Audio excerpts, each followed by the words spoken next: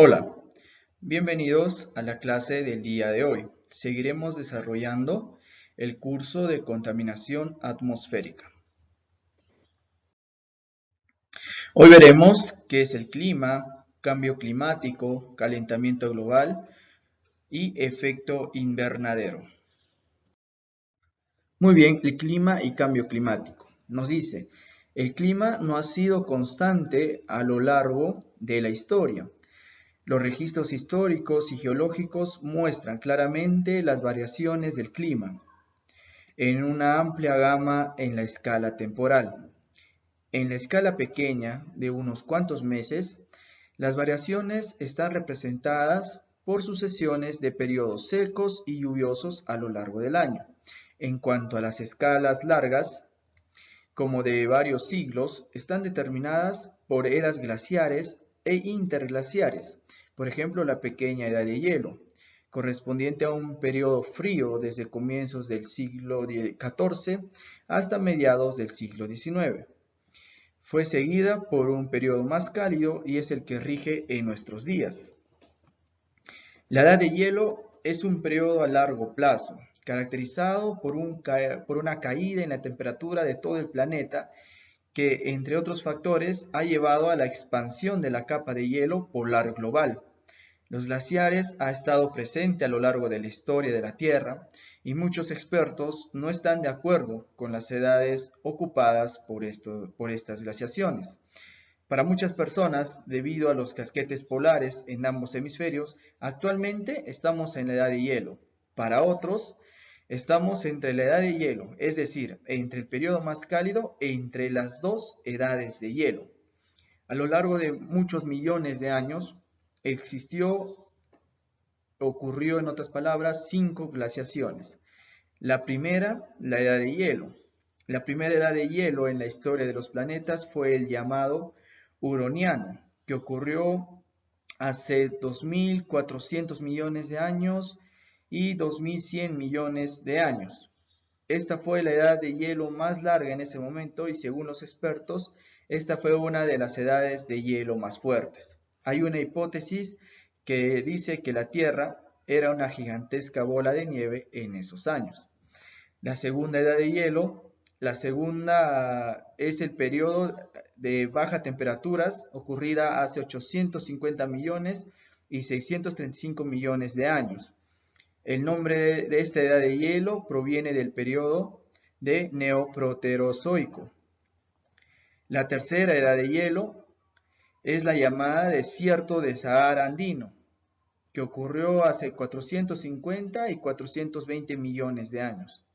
La cuarta edad de hielo se llamó Caro, que ocurrió entre 360 y 260 millones de años atrás.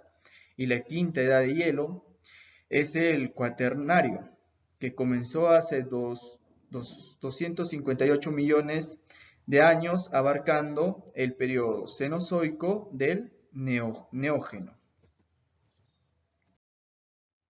A finales del siglo XX y lo que va corrido del XXI, se ha presentado uno de los periodos más cálidos y la temperatura media de la Tierra ha tenido los valores más altos de los últimos 130.000 años. En el boletín de la Organización Meteorológica Mundial, OMM, del 7 de agosto de 2007, se informó sobre los nuevos récords mundiales,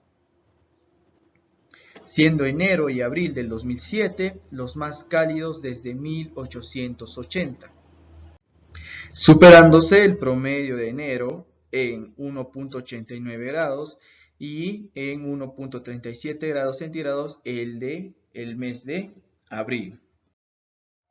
En diciembre del 2007, la Organización Meteorológica Mundial señaló que la década 1998 y el 2007 fue la más cálida de acuerdo a los registros históricos, con un promedio de 14.42 grados centígrados.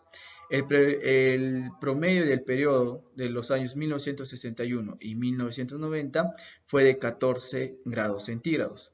Los últimos informes de la Directiva de Prevención y Control Integrado de la Contaminación del 2007 valoran que la tasa lineal de calentamiento promedio de los últimos 50 años es de 0.13 grados centígrados por década, siendo casi el doble al promedio de los últimos 100 años, y que el año 1998 ha sido el año más cálido con una temperatura media global de 14.54 grados centígrados. Antes de abordar el tema del cambio climático, resulta muy importante establecer las diferencias entre tiempo y clima. Muy bien, siempre hay una confusión al momento de decir qué es tiempo y qué es clima. Por lo tanto, esto debe quedar completamente claro. Muy bien, comenzamos con el tiempo meteorológico. El tiempo se refiere específicamente a la determinación del comportamiento y evolución de los procesos que gobiernan la atmósfera en las horas subsiguientes. Ya puede ser 12, 24, 48 y 72 horas generalmente. ¿Ok? En tanto que el clima está más relacionado con el concepto de permanencia. Y en este sentido se ocupa el análisis de los procesos atmosféricos alrededor de sus valores promedio, los cuales son producto de la evaluación de observaciones de largos periodos de tiempo, generalmente no inferiores a 30 años, conocidos como normales climatológicas. También es definido como el conjunto fluctuante de las condiciones atmosféricas, el cual se caracteriza por los estados y evoluciones del tiempo en un lugar o región determinado o en el planeta entero durante un periodo de tiempo relativamente largo. Aunque básicamente las variables climáticas se relacionan con la atmósfera, los procesos atmosféricos predominantes en un lugar o región están relacionados con la superficie terrestre, incluidas la corteza continental y oceánica y parte del manto superior, lo que es la litosfera, los océanos, mares interiores, ríos y aguas subterráneas, lo que es la hidrosfera, y las zonas terrestres cubiertas por el hielo, que es la criósfera. Asimismo, existe una estrecha relación de dichos procesos con la vegetación y otros sistemas vivos, tanto del continente como del océano, biosfera y antropósfera. Entonces, en sí, ¿qué es el tiempo meteorológico o el tiempo atmosférico? El tiempo meteorológico es la serie de fenómenos que tienen lugar en la atmósfera en un periodo de tiempo específico y en un lugar específico. Estos fenómenos meteorológicos incluyen temperatura, la humedad, la presión del aire, la nubosidad, el viento y la precipitación. El tiempo cambia rápidamente según la ubicación o el área. Los cambios en el tiempo pueden ocurrir de una hora a otra. Las variables mencionadas cambian constantemente, de modo que la temperatura no es la misma a las 6 en punto de la mañana como a las 6 en punto de la tarde. Por lo tanto, también podemos ver que hace sol a una hora del día y de repente hay lluvias y vientos fuertes. ¿Ok? En resumen, el estado del tiempo traduce algo instantáneo y cambiante. Pero por otro lado está el clima. Los fenómenos meteorológicos y otros factores como el relieve, la altitud, la proximidad al mar y la distancia al ecuador influyen en el clima. Todo esto crea diferentes climas en la Tierra con lugares tan diversos como la selva de Borneo, donde llueve durante meses, y el desierto de Atacama, donde pueden pasar 15 años sin una gota de agua. Entonces, ¿qué es el clima? El clima se define como la condición climática promedio en una ubicación específica, donde se analizan los valores estadísticos de los medios meteorológicos que han ocurrido durante un largo periodo de tiempo. ¿Ok? En el clima, el periodo clásico es de 30 años. Esto está definido por la Organización Meteorológica Mundial. Por ejemplo, si nos referimos al tiempo, podemos decir que es un día muy frío. Y si nos referimos al clima, podemos decir que es un invierno muy frío en cierta región. En resumen, vemos que el tiempo indica algo que es instantáneo y cambia, mientras que el clima, aunque se refiere a los mismos fenómenos, se traduce en una dimensión más permanente y más estable. Otra forma simple de expresarlo es que el tiempo cambia de periodos cortos y el clima cambia de periodos largos. Los factores climáticos. La radiación solar es el combustible que pone en movimiento la máquina atmosférica. Y junto con la concentración atmosférica de algunos gases variables que ejercen un efecto invernadero, de las nubes y de los aerosoles, son los factores forzantes del clima de mayor trascendencia. Estos agentes varían tanto de forma natural como por la actividad humana, produciendo alteraciones en el clima del planeta. Ahora, los factores determinantes del clima se refieren a las conductas físicas y geográficas, que son relativamente constantes en el tiempo y en el espacio, y que influyen en el clima en aspectos relacionados con la transferencia de energía y calor. ¿Ok? Transferencia de energía y calor. Los de mayor importancia son la latitud, la elevación y la distancia al mar. Otros factores que intervienen en las variaciones del clima son las corrientes marinas, la cobertura vegetal, los glaciares, los grandes lagos, los ríos, la actividad humana, ¿no? ¿Qué entendemos por esta latitud? La latitud es la distancia angular que hay desde un punto de la superficie de la Tierra hasta el paralelo del ecuador. Se mide en grados, minutos y segundos sobre los meridianos. Debido a las variaciones de la latitud y las diferencias en la absorción de energía por la superficie terrestre, se forman contrastes de temperatura y de presión atmosférica, que dan el inicio al movimiento que redistribuye la energía y la masa, que es el calor y el vapor de agua, en la atmósfera del planeta. Es así como la radiación solar se constituye en el empuje inicial de la circulación general de la atmósfera. La radiación solar se constituye en el empuje inicial de la circulación general de la atmósfera. Por ello, el clima de la Tierra sufre cambios cuando varía la cantidad de radiación solar que llega al sistema climático o cuando varían las características de reflexión, absorción y emisión de la superficie terrestre. Fluctuaciones climáticas. El clima varía en las escalas de tiempo y del espacio. Grandes áreas de la Tierra sufren fuertes variaciones como parte normal del clima, especialmente en las zonas áridas y semiáridas, donde la precipitación experimenta cambios significativos. Los extremos climáticos pueden afectar a cualquier región.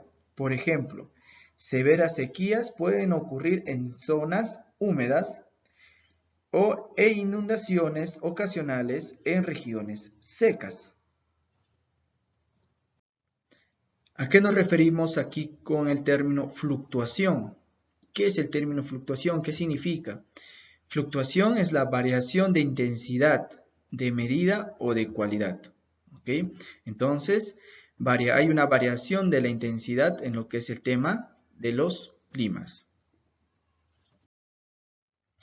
Para fines analíticos, las fluctuaciones pueden ser definidas como cambios en la distribución estadística usual utilizada para describir el estado de clima.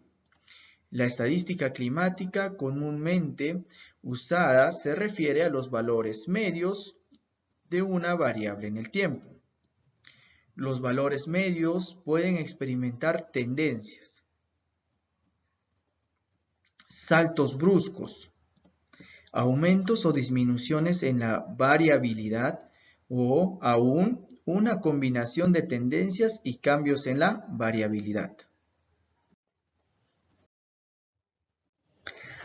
La variabilidad climática se refiere a las fluctuaciones observadas en el clima alrededor de una condición promedio durante periodos de tiempo relativamente cortos. La variación observada en el clima durante periodos consecutivos de varias décadas se llama cambio climático. La variación observada en el clima durante varios periodos consecutivos de varias décadas se llama cambio climático. El cambio climático determina diferencias en los valores medios de un elemento climático a lo largo del tiempo. Es decir, que cualquier cambio climático significativo puede dar lugar al establecimiento de un nuevo clima normal y por lo tanto a un ajuste en las actividades humanas.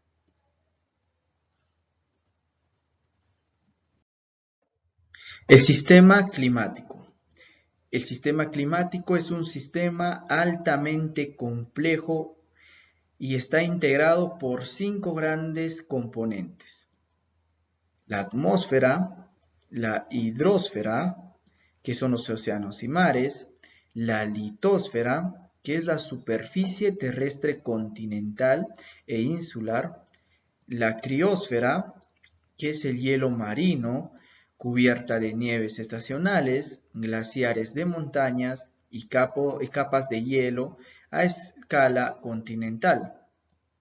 Y la biosfera, que es la vida vegetal, animal, incluida la humana. Y las interacciones entre ellos. Ojo, las interacciones entre ellos. El sistema climático evoluciona con el tiempo bajo la influencia de su propia dinámica interna y debido a forzamientos externos como las erupciones, volcanes, las variaciones solares y los forzamientos inducidos por el ser humano, como los cambios en la composición de la atmósfera y los cambios en el uso de la tierra. Dos puntos muy importantes. Muy bien, la atmósfera, vamos a hacer un repaso rápido. La atmósfera está compuesta casi enteramente ¿de qué? De nitrógeno, en una relación de mezcla volumétrica de 78.1% y oxígeno de 20.9%, más una serie de oligogases como el argón, que está en 0.93%, el helio y gases de efecto invernadero como el dióxido de carbono, que está al 0.035%, y el ozono. Además, la atmósfera contiene vapor de agua en cantidades muy variables, alrededor del 1%, y aerosoles. Los gases de efecto invernadero o gases de invernadero son los componentes gaseosos de la atmósfera, tanto naturales como antropogénicos. que absorben y emiten radiación en determinadas longitudes de onda del espectro de radiación infrarroja, emitido por la superficie de la Tierra, atmósfera y las nubes. Muy bien, el océano. Existe transferencia de energía al océano a través de los vientos superficiales, que a su vez movilizan las corrientes oceánicas superficiales globales. Estas corrientes asisten en la transferencia latitudinal del calor, análogamente a lo que realiza la atmósfera. Las aguas cálidas se movilizan hacia los polos y viceversa. La energía también es transferida a través de ¿qué? De la evaporación. El agua que se evapora desde la superficie oceánica almacena calor latente que es luego liberado cuando el vapor se condensa formando nubes y precipitaciones. Todo esto es relacionado al tema que habrán llevado en el curso de hidrología. Lo significativo de los océanos es que almacenan mucha mayor cantidad de energía que la atmósfera. Esto se debe a la mayor capacidad calórica, 4.2 veces la de la atmósfera, y su mayor densidad, 1000 veces mayor. La estructura vertical de los océanos puede dividirse en dos capas, que difieren en su escala de interacción con la atmósfera. La capa inferior, que involucra las aguas frías y profundas, compromete el 80% del volumen oceánico. La capa superior, que está en contacto íntimo con la atmósfera, es la capa de frontera estacional, un volumen mezclado que se extiende solo hasta los 100 metros de profundidad en los trópicos, pero que llega a varios kilómetros en las aguas polares. Esta capa sola almacena 30 veces más energía que la atmósfera. De esta manera, un cambio dado de contenido de calor en el océano redundará en un cambio de al menos 30 veces mayor en la atmósfera. Por ello, pequeños cambios en el contenido energético de los océanos puede tener un efecto considerable sobre el clima global y claramente sobre la temperatura global. ¿Sí?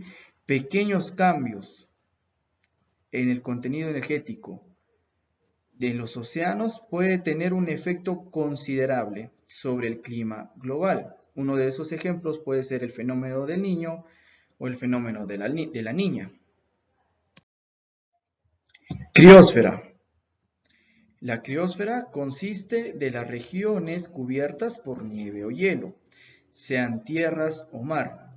Incluye la Antártida, el Océano Ártico, Groenlandia, el norte de Canadá, el norte de Siberia y la mayor parte de las cimas más altas de cadenas montañosas. Juega un rol muy importante en la regulación del clima global. En este podemos encontrar un ejemplo actual de Groenlandia. Actualmente están aprovechando el calentamiento global, el derretimiento de sus polos, y están aprovechando para vender estos polos derretidos, formando agua en botellas, y los están vendiendo como agua mineral, y estas botellas tienen la característica de ser muy caras. Entonces es una manera, una nueva economía que está surgiendo en Groenlandia. La nieve y el hielo tienen un alto albedo. ¿Pero qué es albedo? Albedo es el porcentaje de radiación que cualquier superficie refleja respecto a la radiación que incide sobre ella. Las superficies claras tienen valores de albedo superiores a las oscuras y las brillantes más que las mates. Por ello, algunas partes de Antártida reflejan hasta un 90% de la radiación solar incidente, comparado con el promedio global que es de un 31%.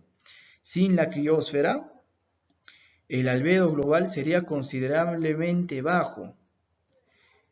Se absorbería más energía a nivel de la superficie terrestre y consecuentemente la temperatura atmosférica sería más alta. La biosfera. ¿Qué es la biosfera? La biosfera es una capa constituida por agua, tierra y una masa delgada de aire en la cual se desarrollan los seres vivos.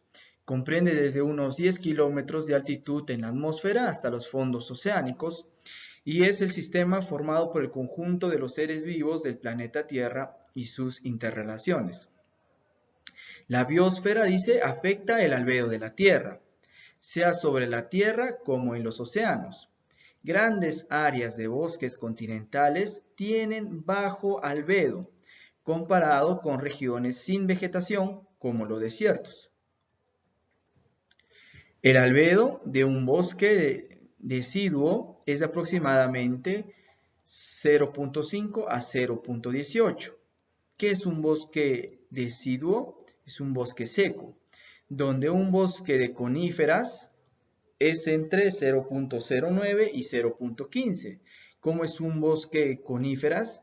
Es un bosque característico porque contiene árboles coníferas y tenemos ejemplos, estos árboles coníferas, hay ejemplos como el pino, cedros, abetos, píceas y secuoyas. Muy bien, entonces un bosque tropical lluvioso refleja menos aún, entre 0.07 y 0.15. Como comparación, el albedo de un desierto arenoso es cerca de 0.3. Queda claro que la presencia de bosques afecta el balance energético del sistema climático. La presencia de bosques afecta el balance energético del sistema climático. Algunos científicos piensan que la quema de combustibles fósiles no es tan desestabilizante como la tala de bosques y la destrucción de los ecosistemas que mantienen la producción primaria de los océanos. La litosfera, el quinto componente, consiste en suelos, sedimentos y rocas de las masas de tierra, cortezas continentales y oceánica, y en última instancia el interior de la Tierra. Tienen un rol de influencia sobre el clima global que varía en las escalas temporales. Variaciones en el clima global que se extienden por decenas y hasta centenares de millones de años se deben a modulaciones interiores de la Tierra. Los cambios en la forma de la cuenca oceánicas y el tamaño de las cadenas montañosas continentales influyen en las transferencias energéticas del sistema climático. En escalas mucho menores de tiempo, procesos químicos y físicos afectan ciertas características de los suelos, tales como la disponibilidad de humedad, la escorrentía, y los flujos de gases invernadero y aerosoles hacia la atmósfera y los océanos. El vulcanismo, aunque es impulsado por el lento movimiento de las placas tectónicas, ocurre regularmente en escalas de tiempo mucho menores. Las erupciones volcánicas agregan dióxido de carbono a la atmósfera, que ha sido removido por la biosfera y emiten además grandes cantidades de polvo y aerosoles. Estos procesos explican severamente cómo la geósfera puede afectar el sistema climático global. En este punto entra a tallar, ¿qué cosa? Los contaminantes. Se puede considerar como contaminante a la sustancia que produce un efecto perjudicial en el ambiente. Estos efectos pueden alterar tanto la salud de la población como las del ambiente. La manera en la que se evalúa el grado de contaminación del aire prevaleciente en áreas pobladas es mediante los índices que califican la calidad del aire que respiramos.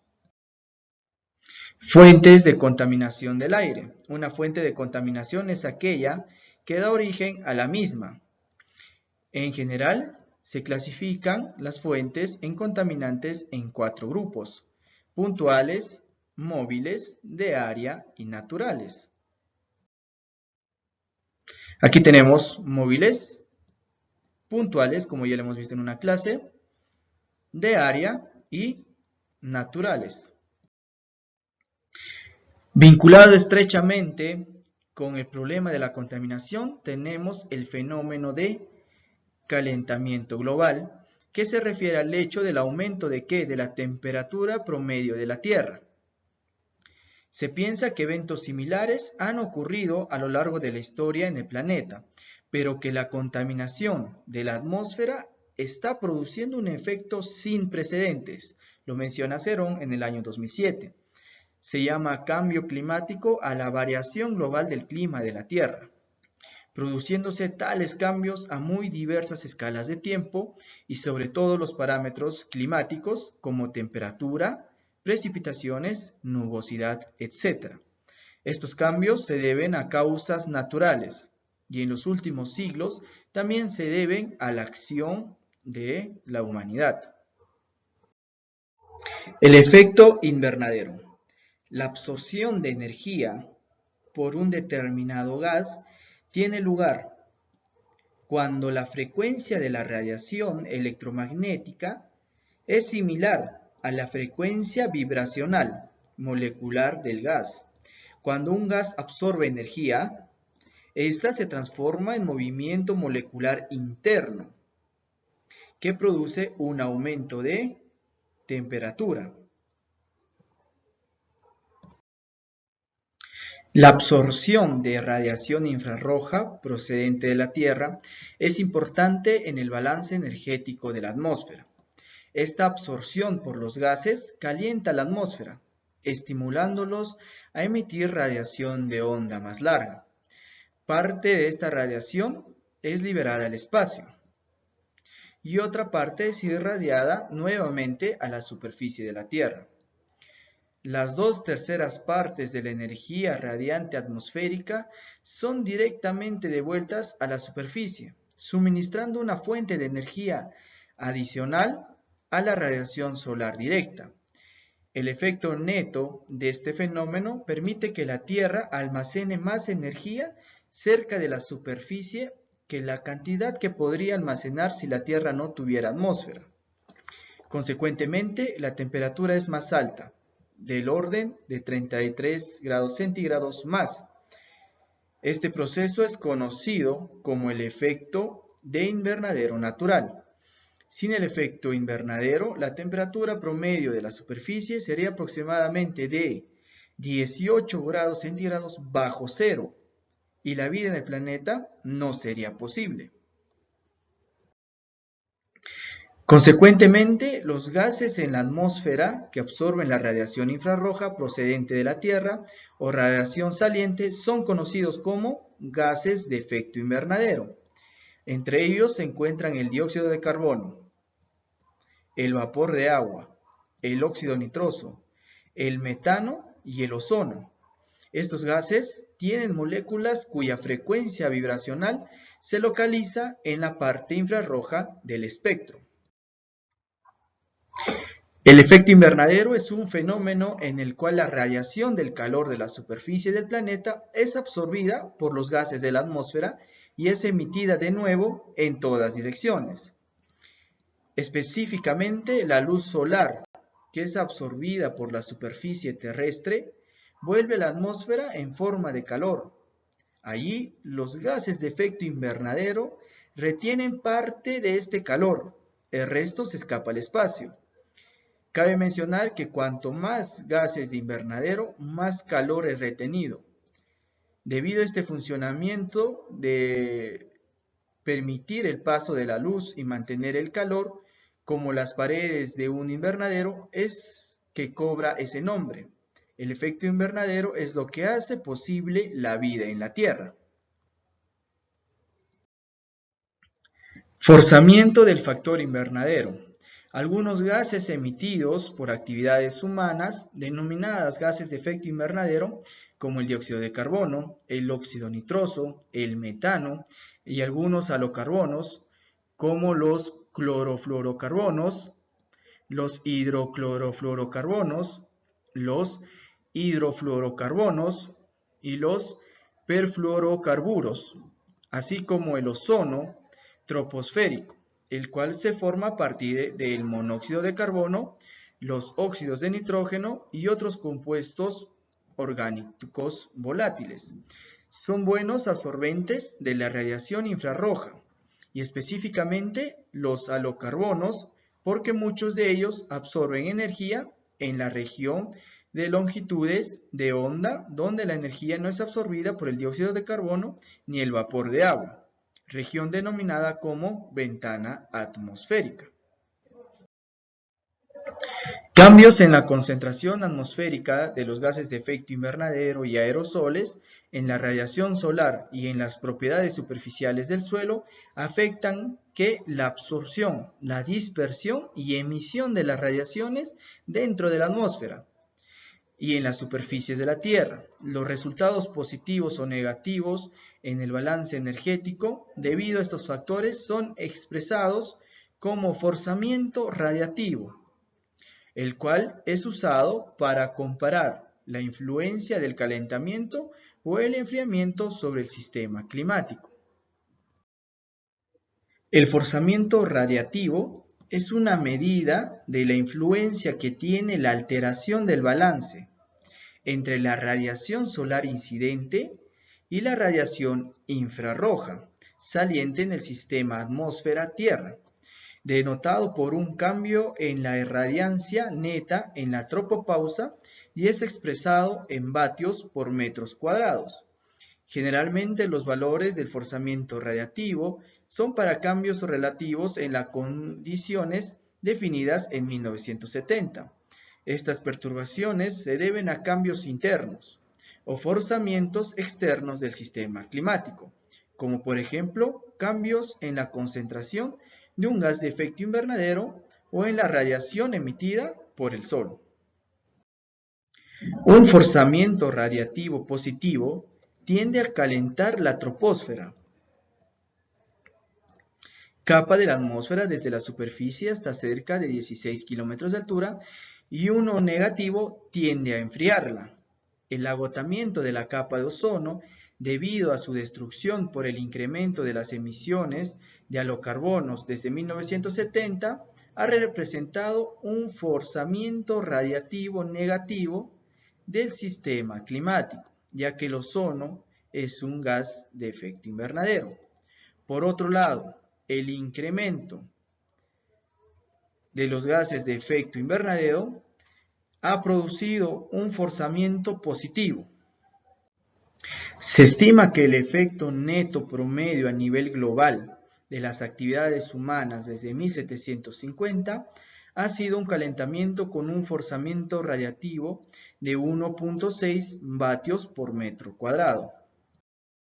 El CO2 es el que más ha contribuido al forzamiento radiativo positivo, con 1.6 vatios por metros cuadrados, seguidos por el metano con 0.48 vatios por metros cuadrados, el ozono troposférico con 0.35 vatios por metros cuadrados y el óxido de nitrógeno con 0.16 vatios por metros cuadrados y algunos halocarbonos. El forzamiento radiativo del CO2 se ha incrementado en un 20% durante los últimos 10 años. Eso entre los años 1995 y el 2005. Entre los compuestos halogenados, los clorofluorocarbonos han contribuido al forzamiento radiativo positivo desde el año 1750 con 0.28 vatios por metros cuadrados, mientras que los hidroclorofluorocarbonos con 0.033 vatios por metros cuadrados y los hidrofluorocarbonos con 0.007 vatios por metros cuadrados. Los incrementos en las concentraciones de los gases halocarbonados entre el año 1970 y el 2000 han contribuido con cerca del 30% del incremento del forzamiento radiativo relacionado con los gases de efecto invernadero durante este periodo. Cambio climático. De acuerdo a la Convención Marco sobre Cambio Climático, el cambio climático se entiende como un cambio de clima atribuido, ya sea directa o indirectamente, a la actividad humana, que altera la composición de la atmósfera mundial y que se suma a la variabilidad natural del clima observada durante periodos de tiempo comparables.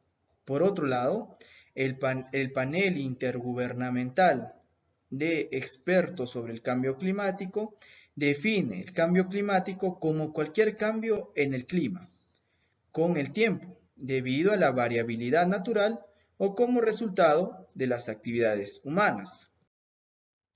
Desde el punto de vista meteorológico, se llama cambio climático a la alteración de las condiciones predominantes. Los procesos externos tales como la variación de la radiación solar, variaciones de los parámetros orbitales de la Tierra, la excentricidad, la inclinación del eje de la Tierra con respecto a la eclíptica, los movimientos de la corteza terrestre y las actividades volcánicas son factores que tienen gran importancia en el cambio climático. Las moléculas de los gases de efecto invernadero tienen la capacidad de absorber y reemitir las radiaciones de onda larga. Esta es la radiación infrarroja, la cual es eminentemente térmica, que provienen del Sol y la que refleja la superficie de la Tierra hacia el espacio, controlando el flujo de energía natural a través del sistema climático. El clima debe de algún modo ajustarse a los incrementos en las concentraciones de los gases de efecto invernadero, que genera un aumento en la radiación infrarroja, que es absorbida por los gases de efecto invernadero en la capa inferior de la atmósfera, que es la troposfera, en orden a mantener el balance energético de la misma. Este ajuste generará un cambio climático que se manifestará en un aumento de la temperatura global, referido como calentamiento global, que generará un aumento en el nivel del mar, cambios en los regímenes de precipitación y en la frecuencia e intensidad de los eventos climáticos extremos, tales como tormentas, huracanes, fenómenos del Niño y la Niña, y se presentará una velocidad de impactos sobre diferentes componentes, tales como la agricultura, los recursos hídricos, los ecosistemas, la salud humana, entre otros. El cambio climático es, en parte, producto del incremento de las emisiones de gases de efecto invernadero. No obstante, existe una diferencia entre variabilidad climática, ejemplo el fenómeno del Niño, y cambio climático. La variabilidad climática se representa cuando con cierta frecuencia un fenómeno genera un comportamiento anormal del clima, pero es un fenómeno temporal y transitorio. En cambio climático, por otra parte, denota un proceso que no es temporal y que puede verificarse en el tiempo revisando datos climáticos. Ejemplo, la temperatura. Por su parte, el cambio climático es el conjunto de alteraciones climáticas, es decir, es un cambio significativo y duradero en las distribuciones de los patrones del clima. Puede explicarse de forma local o global. Un enfoque integrado del cambio climático tiene en cuenta la dinámica del ciclo completo de causas y efectos interrelacionados en todos los sectores afectados. En el siguiente esquema se presenta un marco de evaluación integrado para la consideración de los cambios climáticos antropogénicos, según se reporta en el tercer reporte de evaluación del panel intergubernamental de expertos sobre cambio climático. Las flechas amarillas muestran el ciclo de causa-efectos entre los 4 cuadrantes y la flecha azul indica la respuesta de la sociedad entre los impactos del cambio climático. Muy bien, esta es la imagen, este es el diagrama vemos 4 puntos importantes: el cambio climático, los impactos en los sistemas humanos y naturales, las vías socioeconómicas de desarrollo, ya pues el crecimiento económico, tecnología, población o gobierno, y las emisiones y concentraciones. Muy bien, entonces vemos que estos 4 sectores están en un ciclo. Muy bien, recuerden que las flechas amarillas muestran el ciclo de causa-efecto. Muy bien. Y la flecha azul indica una respuesta. ¿Ok? Entonces comencemos a interpretar.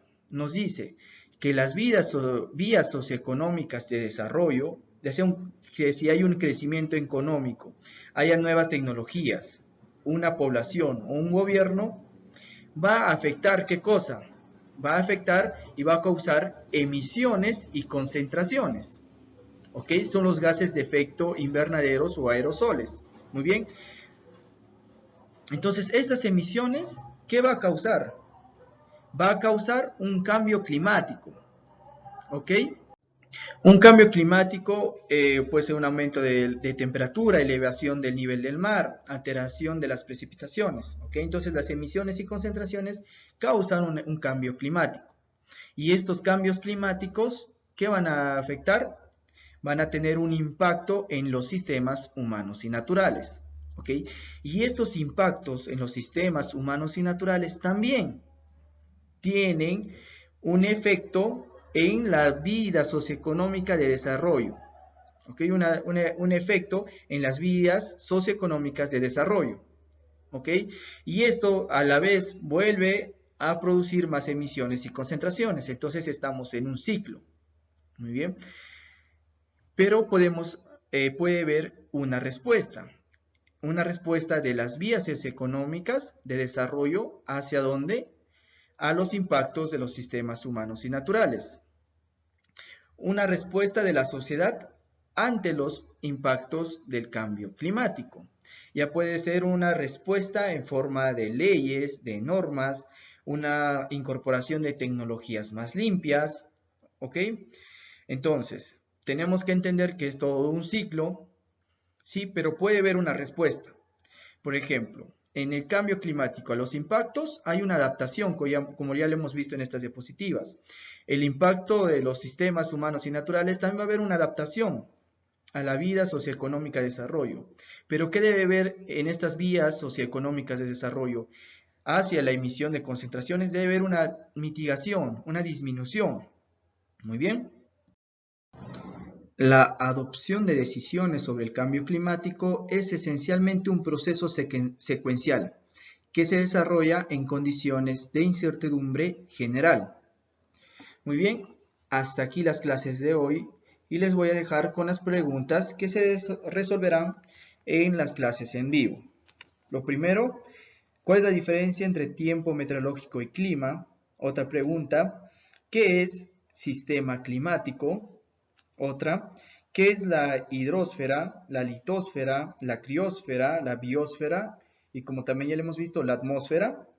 ¿Qué es el efecto invernadero? ¿Y qué es el cambio climático? Muy bien, es todo por el momento. Nos vemos, cuídense.